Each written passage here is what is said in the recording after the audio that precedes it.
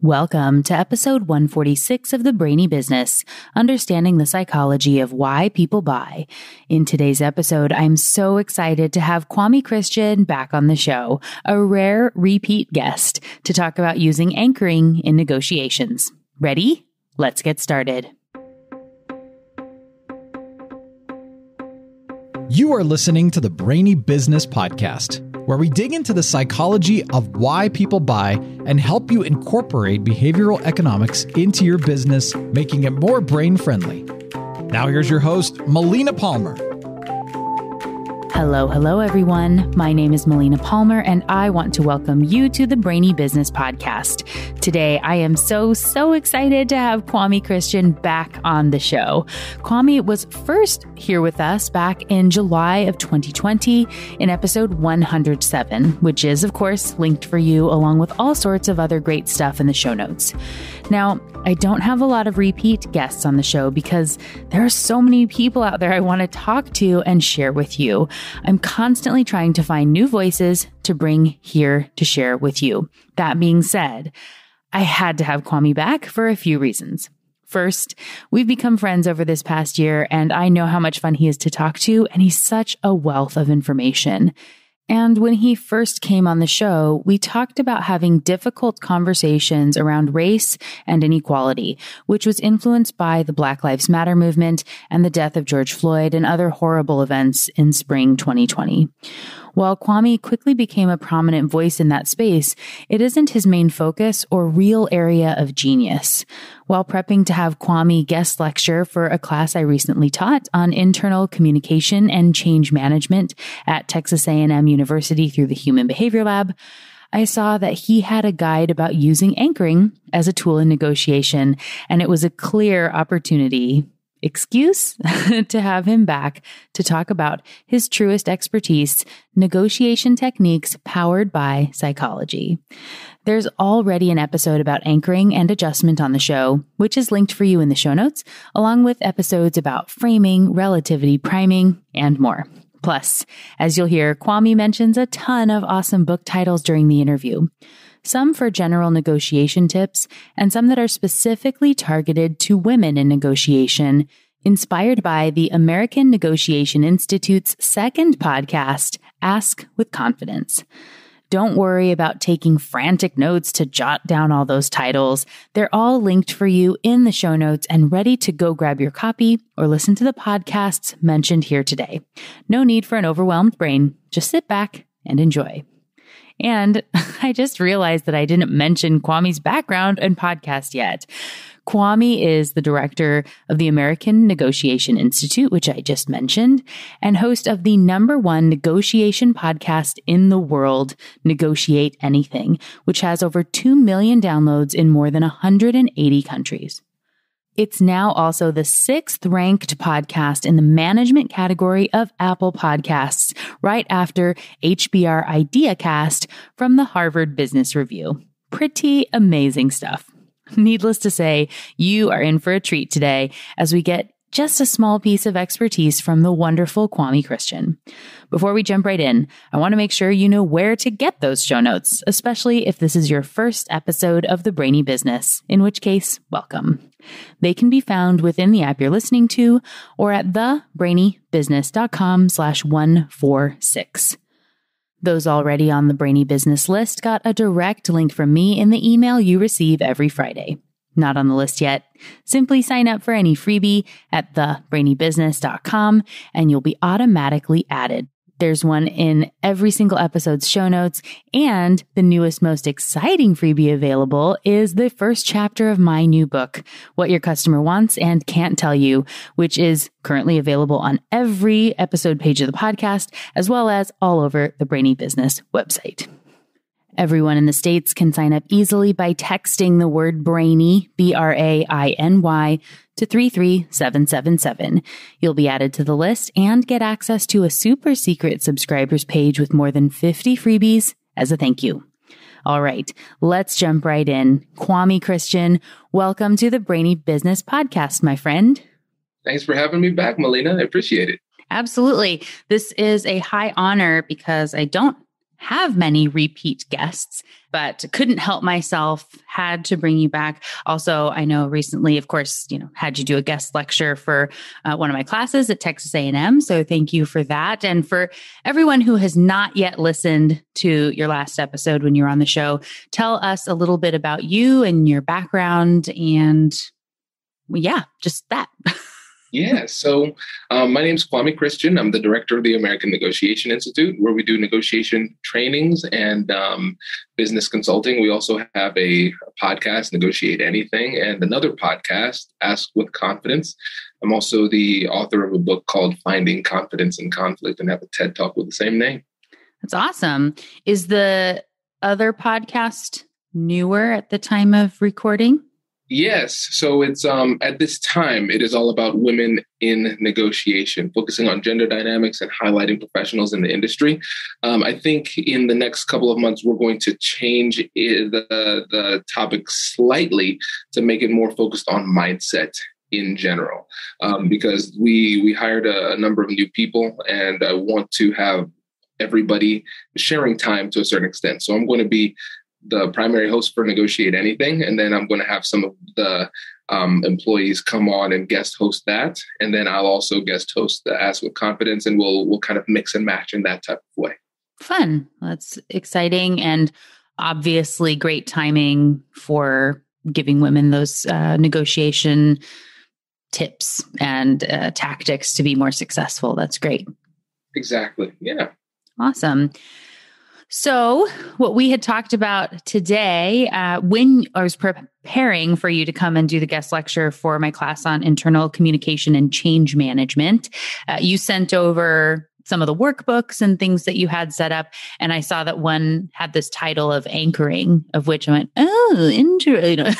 anchoring in negotiation, and when, so basically said, do you want to come talk about that? That seems like that would be kind of a good topic. And so using these tactics of anchoring as we have negotiation conversations, and believe it or not, and one of the reasons why, you're back, but for the audience listening is, even though negotiation is your jam and that's all really of what you're about, that's not really what we talked about when you were on the show before. It just timeliness and things we were talking about more in a diversity, equity, inclusion, and having difficult conversations at work. And so being able to get back to the real stuff that you're about, that's like the core of your business and your podcast and where your expertise really lies, it felt like I couldn't not have you come back and talk about all that good stuff.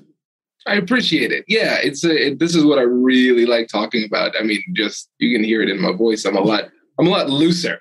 Yeah. People are going to cancel me for what I have to say about anchoring, so I feel really good. Yeah, nope. Everybody's here and in for it. So, I guess if you want to talk about negotiation in general, or should we jump straight in? I think it would be great if you can give a little bit of your own background in negotiation. Again, we're not assuming anybody heard you earlier on. So I know that you have a background in psychology, which is why you're here versus many other people that are experts in negotiation. So can you talk a little bit about your philosophy toward negotiations and maybe tips and things that you generally give advice for people? Yeah. So my philosophy is that the best things in life are on the other side of difficult conversations. And so my goal is to help to make these difficult conversations easier for people so you can live the best version of your life. And I like to think about negotiation not as a skill or a tool, which it is, but I like to think about it more like a life philosophy that we filter every conversation through. So I am going to think about every conversation in terms of a negotiation, because then it helps me to be more intentional about the way that I interact with people.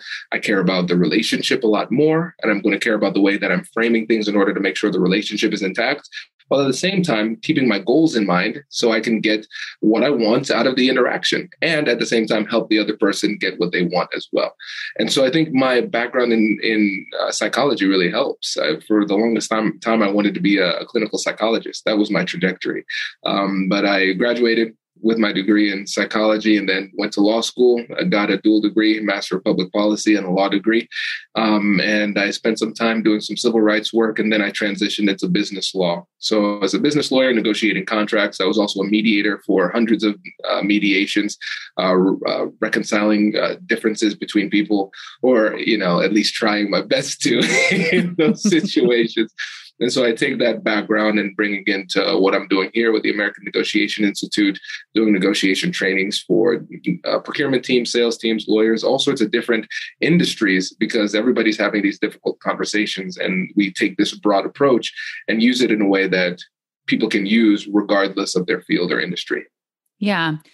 So I want to touch back on something you said pretty early on that I think is contrary to what most people would think when they think about negotiation, which is you said, if I heard correctly, that you like to approach pretty much any conversation that you have with someone as a negotiation because you care about the relationship, which most people would think, my assumption being that if maybe feels like it would be hostile to be going in like I'm negotiating with you at every turn, which I know that's not what you mean, but because of the way that most of us have this frame around what negotiation is and thinking that it's this difficult, problematic thing that we kind of only do when we absolutely have to, that you would think about that a little bit differently. So can you dive in a little bit more on what you mean that because you care about people, you look at every conversation like a negotiation? What does that mean?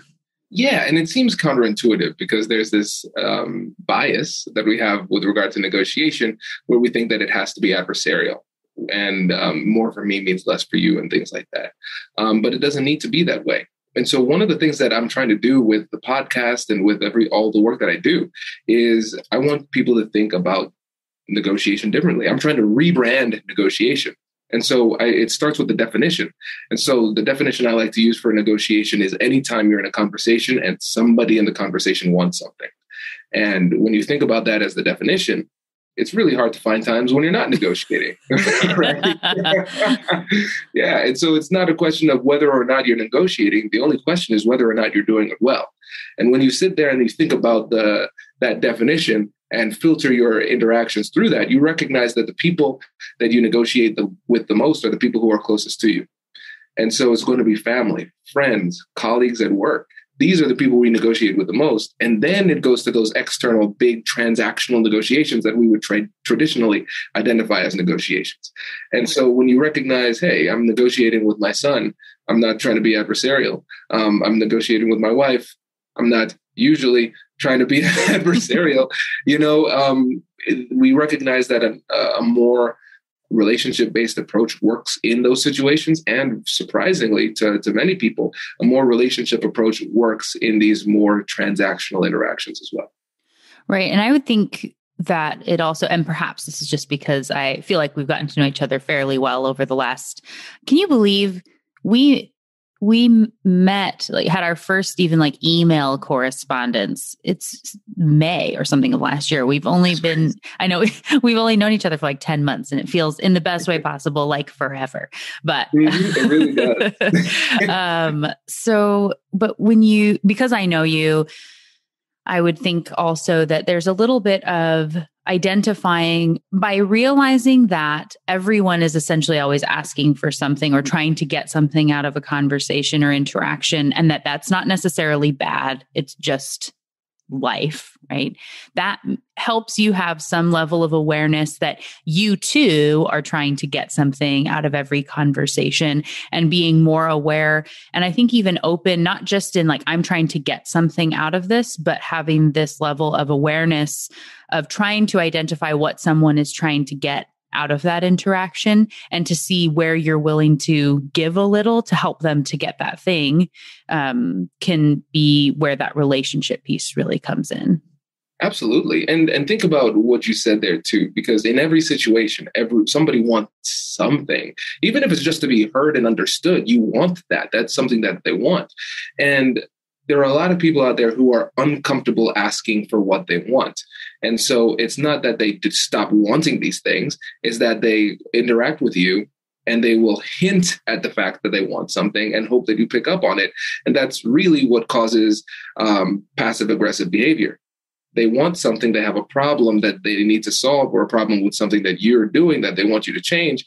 And they are making requests, but hiding it in a cloud of plausible deniability.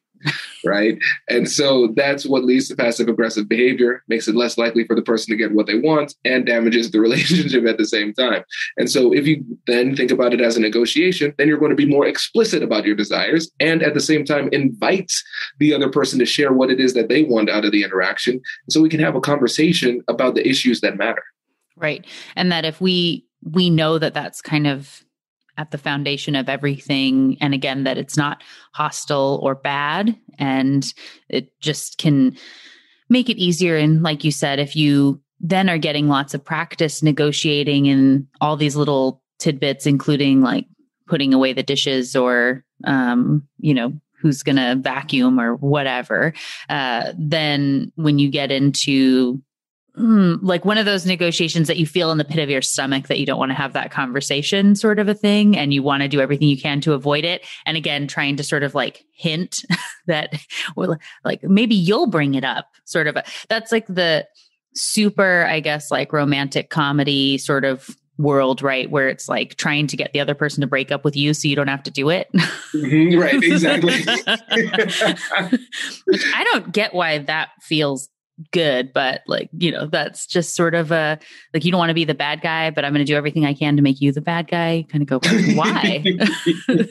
Doesn't that make you're still the bad guy, I guess. But anyway, so exactly. Sort of that same aspect. And how often are we doing that in work conversations where we're just trying to make somebody else say the thing that we're trying to avoid saying? And how much better could all those situations be if you didn't do that?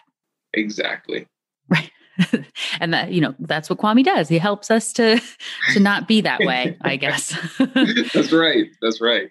So let's jump in, because like I said, I promised we're talking about anchoring here today. And there will be, of course, a link to the episode that I did that's dedicated on anchoring and adjustment in the show notes. And I talked a little bit about negotiation and numbers in that, but really the episode is taking more of a selling approach. And for anyone who's been listening to the show for very long, you know that I consider even any interaction, even when we don't have money exchanging hands, you're still trying to sell someone on an idea that you need them to buy in on. So we still, we say much of the same stuff here, Kwame, but it definitely wasn't really getting in on like negotiating a pay raise or how to use anchoring in these sort of negotiation conversations. So would love to hear your kind of thoughts and tips and philosophies about using anchoring in negotiations. Yeah. And so for me, I think about anchoring as the most powerful negotiation technique.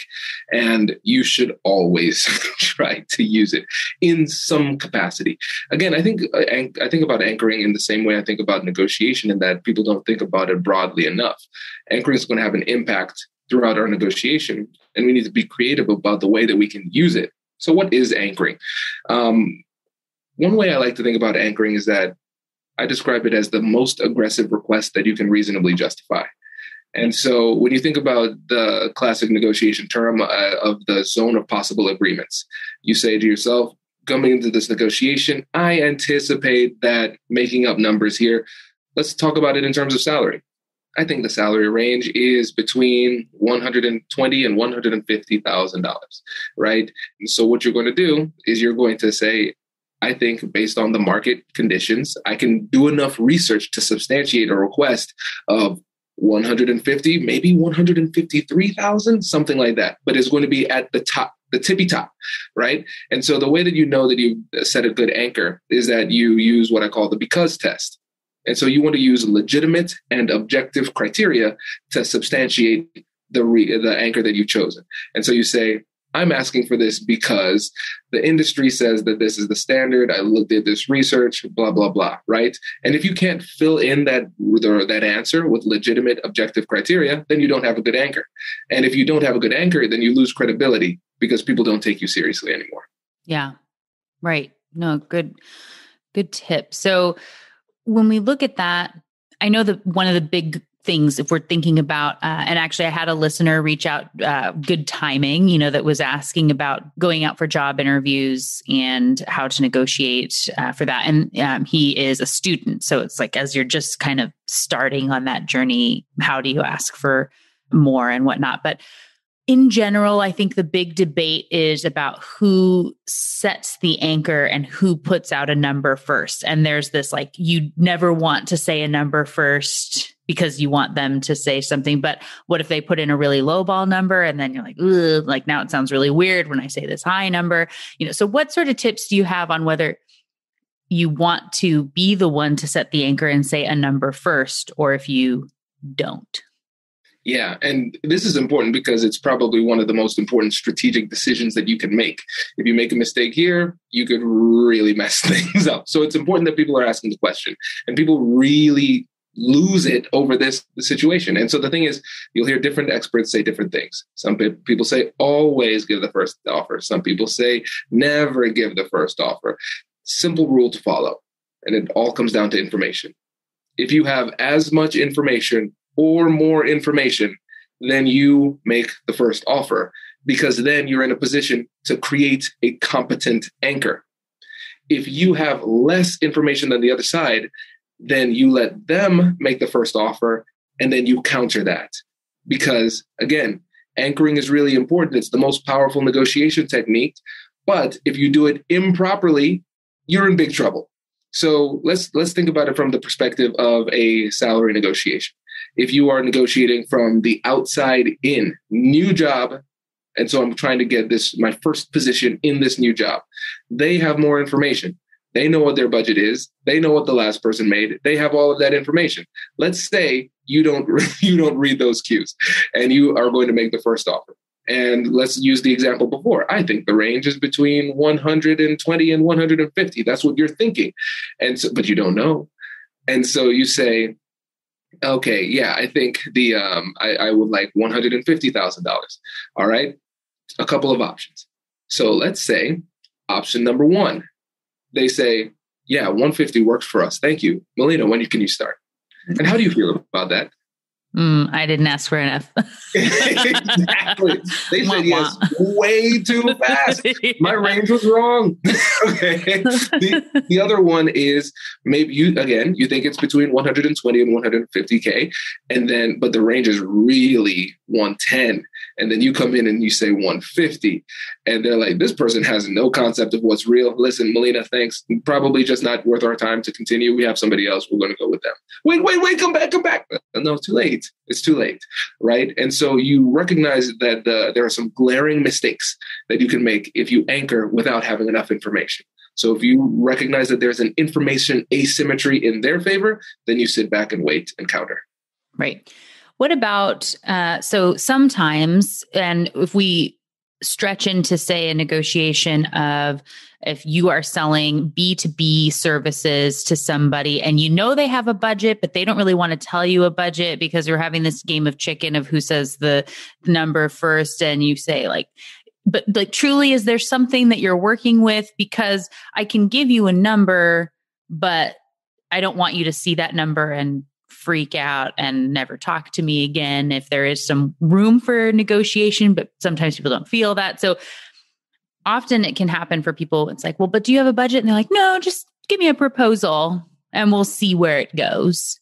Is there any tactic to help someone give you a number when you're pretty sure they have a budget that they're thinking is like a cap or something, to get them to give you that number? Maybe it's by putting out your own information to see if they go, ooh, or like, oh no, that sounds reasonable. What do you do in that situation? It's a tough situation. And let's take a step back before we talk about the specific tactics and talk about what exactly is happening, because that's a strategic move that they're doing. They don't want to commit. and they want to gather information and make a decision without being under the duress of somebody pressuring them. That's what's happening. And so they think that it puts them in the best position to just gather as much information and then just make a decision based on that. But you want to let them know, hey, I'm special. And so even if the number is a little bit scary, I'm worth it. The only way you can do that is through conversation, and they're trying to deny you that opportunity. So what's really happening is they just want information without conversation, and you want conversation before you give the information. That's what's really happening. And so sometimes people make it a hard line. You can feel it in certain situations. I think people come to that conclusion too quickly. Usually they say, oh, they seem like they really want it. Let me give it to them. But we have to be able to distinguish between rejection and resistance. Is it a rejection of your request of a conversation, or is it just resistance? You might just need to push a little bit harder and you get that conversation. But let's say hypothetically you push and they say, no, it's a deal breaker for me. I need to have that information. And so you say, listen, the price depends. You sound like a good lawyer, right? It depends. And it depends on this. It depends on that. It depends on this. And I wouldn't be able to understand fully what the price is until we have a conversation. But what I can say is that it could be anywhere between this and that. And you give a big range. And so it can be a soft anchor. The upper bound is still serving as an anchor, but you cover yourself by putting that bottom limit there too, so they can say, well, that part is at least in my budget. And so based on the soft anchor, they can decide to have the conversation, so we could make an offer with a little bit more specificity, and that gives you the opportunity to have a conversation. Yeah. And so I would recommend, in the knowledge of anchoring and adjustment and how it works within the brain, what I typically tell clients is that you want to start. So our logical brain thinks, if I'm going to give a range, I need to start from the bottom and then do the top end. So you would say, well, I have a $10,000 project minimum, but this could be as much as $70,000 or something. That feels like the way you should say it, because that's how we talk about spans. However, I have now anchored you at 10, and then I say 70 and somebody goes, like, yikes, that sounds awful. Whereas you say, in the most extreme scenario, I could see this being a $70,000 project. And I do have minimums, though, as low as $10,000. And so we can get there as well. Where are you feeling like you are in this budget range?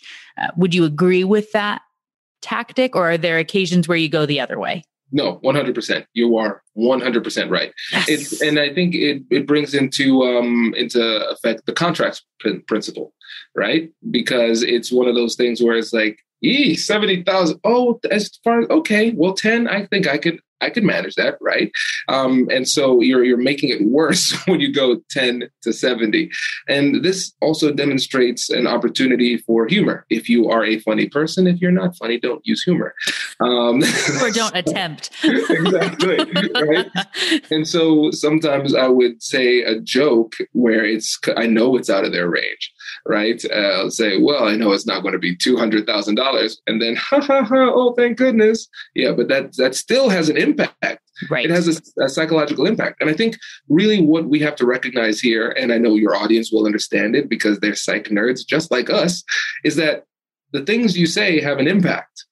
And so you want to calibrate that impact for maximum impact, right? And so, yeah, I'll give that $200,000 joke and everybody laughs, but you are now thinking about $200,000. You can't not think about $200,000. And then whatever my range is from there. But honestly, it's 70,000, probably 70,000 at the higher range and 10,000. That seems a lot smaller. Right. Even though it was like you said, it was never 200,000. That's in the anchoring episode. I know I talked about a study I had heard where at the time I didn't have the source for, but a listener very kindly reached out, actually from Spain, and had this article source, which is always fun, several months later, where people will say, I'm sure that you've found it by now, but, because it's like 10 months after the episode came out, but that it was a study that found where they had people go in for job interviews, and they had one group that jokingly, when they asked how much you wanted to make, they'd say, $1 million, ha ha ha, joke, and then say, no, but really it's this. And feels to me like that's a bad tactic. If I was hiring, I don't feel like I would like that joke, but what they found is that those people were offered higher salaries than the ones who didn't make the joke.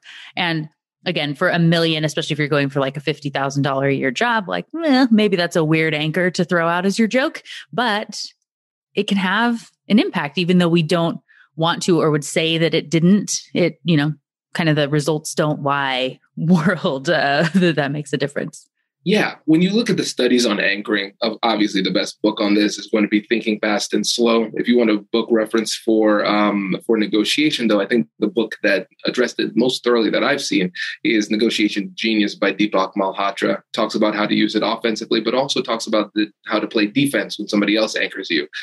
No other book went into that much detail, so I strongly recommend that one. When you look at the studies of anchoring, they are hilarious.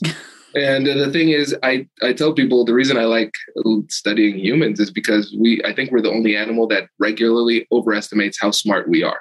Yeah. And as a result, it makes us ripe for persuasion.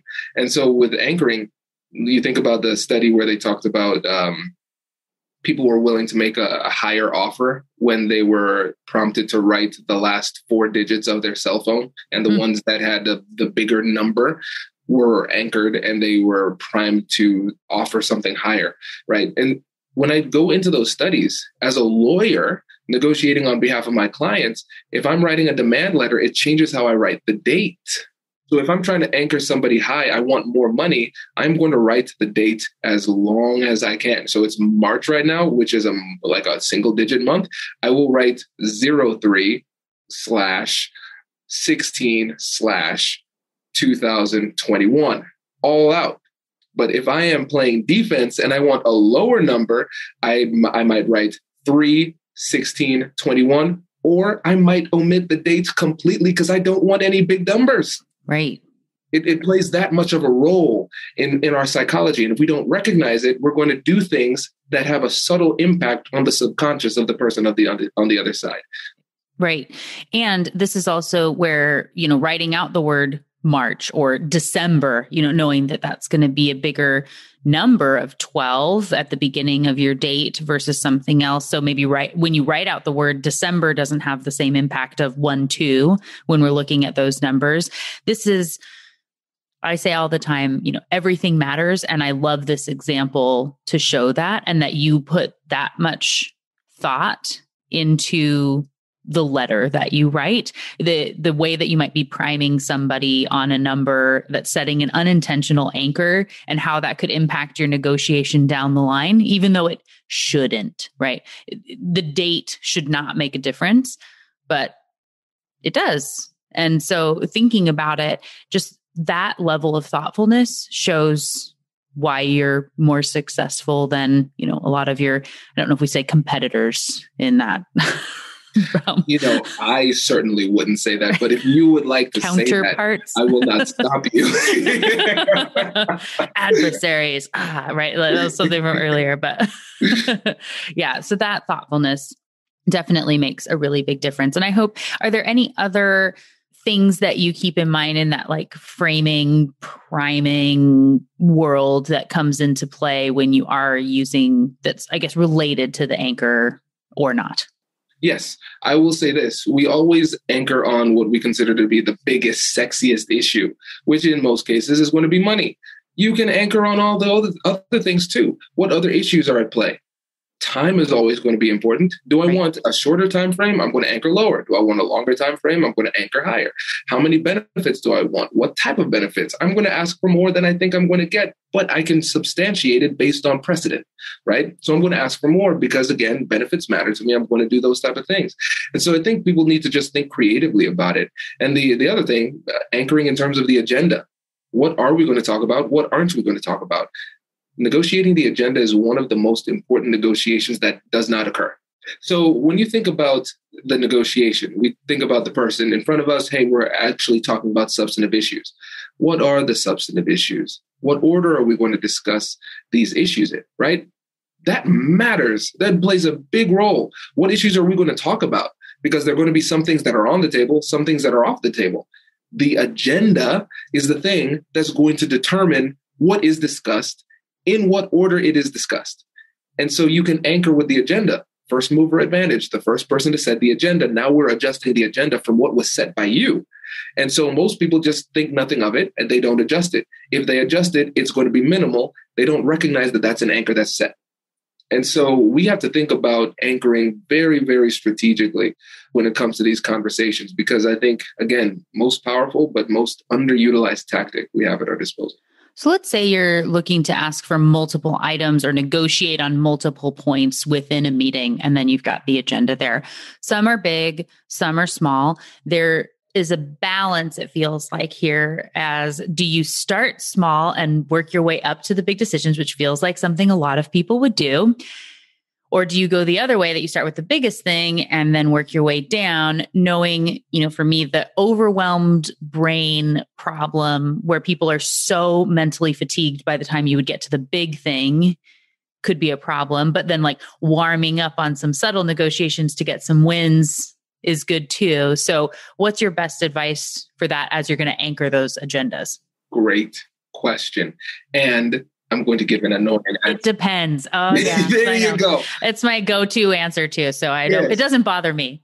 Good. So let's give us some examples though. So if it's a conversation where it is contentious, what I want to do is I want to get some positive momentum going in the conversation. So I'd like to talk about things where we can agree on, hey, this person's not that crazy. We agree on these things. Okay, now we can move forward. Okay. And now we can actually get some positive momentum that we can use to tackle a bigger issue.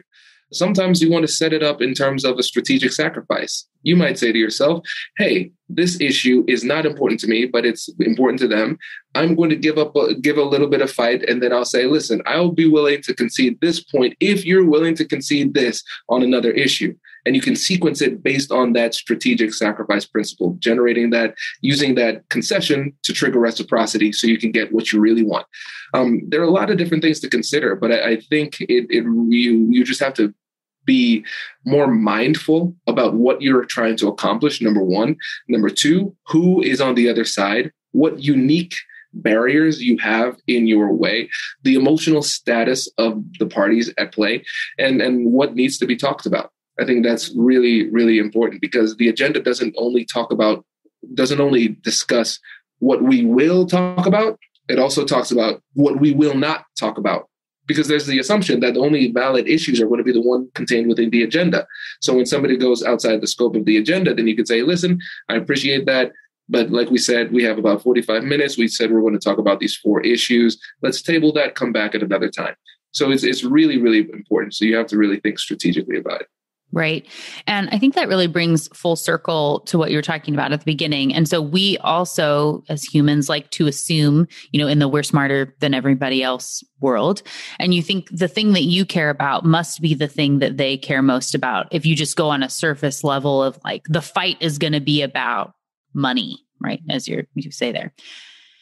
But they might not care about the money as much as something else that is part of that conversation. And so if you know that they care about time in a way that you don't really care about the time, and you can say, figuring out in that way. I have an example for one of my clients. And so where we're setting up different payment kind of options and determining how often you bring your pet to the veterinarian, and knowing that there are a lot of things that are recommended in those annual visits. And it can get really expensive if you actually do all the things that you're supposed to, all the shots and preventatives and dental and blah, blah, blah, blah.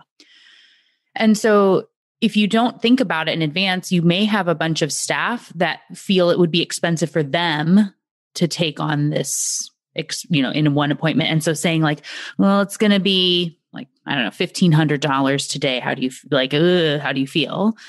Then you very much primed the person to think that's really expensive and that they maybe shouldn't get all of that. But if instead we ask the question in advance, say, do you care most about having only one time you have to come into the vet every year and haul your dog down here to us and put him in a crate and do all that jazz? Or do you care more about spreading out the expense over the year? We recommend the same stuff and we can do them at various times of the year, but what matters most to you? And then if they say, yeah, spreading expenses matters, you say, cool, we can do that in as many as 3 appointments. Are you ready to go today? Yep, sounds good. Ta-da, right? And then you go, or like, yeah, getting my cat in the car is the worst. Like, let's just do it and I'll be okay with that. Like, they hate the vet. I don't want to deal with that. And then you know what matters to them and you're getting what you want, which is, a healthy pet that's getting all the treatment that they're supposed to be getting. But if you just assume everyone's going to be concerned about price, you are setting a lot of those conversations up to fail. 100%. And the timing of this is so funny because like an hour ago, I was finishing up a consulting call where somebody was saying, maybe I could offer them this, maybe I could offer them that. I said, nothing in their correspondences with you demonstrated that money was an issue. We're not going to give our money unless we need to. Right. And so you have to, I think it goes back to what we discussed earlier, the compassionate curiosity framework. Mm-hmm. Acknowledging and validating emotions, getting curious with compassion and joint problem solving. We have to ask these questions, learn as much as we can so we can try to solve the right problems. Right. Absolutely. Well, Kwame, you know that I could just sit and talk to you for days, but I have to be respectful of your time. So is there anything, just bringing it back to where we're talking about anchoring and negotiation, or, any other tips or things that we should have talked about that we didn't? Are there gender differences? Not to like open that up here at the end, but when you're talking about your other podcast and some of that, something like a tidbit that's important to keep in mind in that space? Oh, man. I know. Sorry. The answer is yes, because assertiveness is taken differently depending on who you are. That's something that we probably could do. We could definitely do a full episode on it. And so the way that you frame it might be different depending on your gender. The unfortunate reality is men have a lot more of a wide berth when it comes to being assertive. And I know you probably shared this with your listeners, the studies on women who are assertive, they're characterized differently from men who are assertive, right? And so it doesn't mean that we don't anchor. It just means that we have to anchor in a way that doesn't put us in a detrimental position. And I think the best book on that topic is Women Don't Ask by Linda Babcock and Sarah Lashver. They do a really great job. And then also Ask for It by the same co-authors is very powerful. And then lastly, Lean In by Sheryl Sandberg. She discusses this, but not in a negotiation context. But I think those two books, those first two, would be the best ones to explore the challenging gender dynamics. And actually, Sarah Lashver was one of the guests on Ask with Confidence. And so you can see what she says there too. Awesome. Well, we will link to all of that in the show notes. So all those books will be there for everybody, including Kwame's book, which I know we talked about here. I can say as one of the ambitious, assertive women, like when I remember listening to Lean In as an audiobook and I'm in the car and like, yeah, like I know, right? Like as you're hearing these conversations. So I'm sure there are many listening who can relate to some of that. And it's one of those things where even if it's frustrating and we want it to be different, we have to play in the world that we live in, and we can be doing things on the side to try to change stuff. Like, you've got, the Ask with Confidence podcast and giving tips and helping to overcome some of these biases. But today, we need to be aware of them and factor it into the conversations that we have right now, even as we're working to change them for the future. Exactly. Perfect. Well, thank you again so much, Kwame. And like I said, we'll have links to your podcasts and your website and your book and all the things in the show notes. So thank you so much again for joining me. It is always a pleasure to chat with you. Likewise, my friend. Take care. Thank you again to Kwame Christian for joining me on the show today. What stood out for you in today's interview? Perhaps it was Kwame's perspective and reframe on the benefits of negotiation, that it's a gift to give to others versus something to be feared or avoided. Or maybe it was about the compassionate curiosity framework, or how he writes the date differently in negotiation letters to make sure he's properly priming and anchoring the recipient. So smart and fascinating. Take a moment now to make some notes about how you could use these insights in your own life and business. Whether you have a salary negotiation coming up or are going to practice in conversations with your friends and family. How can you use anchoring in your upcoming negotiations? Also, I encourage you to take a moment and reflect upon maybe a moment in the past where you missed the mark in a negotiation conversation. What might you have done differently there if given the chance again using what you've learned today? Also, don't forget to get those show notes at thebrainybusiness.com/146 so you can get all the books mentioned on the show today, including Kwame's, of course, to check out his podcasts and all the past episodes mentioned during our conversation. There are also links to sign up for the upcoming course I'm teaching at Texas A&M on using story and behavioral science to create better presentations at work. That's a mini mester and only 3 weeks long. Registration is open now and class starts April 10th. All that goodness is waiting for you right within the app you're listening to or at thebrainybusiness.com/146. And as a reminder, my new book, What Your Customer Wants and Can't Tell You, is now on pre-sale on Amazon, Barnes & Noble, and many other sites from around the world. There are links for you in the show notes, of course. I'll be talking about it in detail in an episode of the podcast next week, but wanted to let you know that if you just can't wait for a little taste of the book, you can get a free chapter when you visit thebrainybusiness.com. And there's still time to join the launch team for the book, which will give a lucky group a sneak peek of the full book and other fun as we get ready for the launch in May. Want to be considered for the launch team? Fill out the form in the show notes by this coming Monday, April 5th, 2021. And yes, even international listeners should fill this out if you want to participate.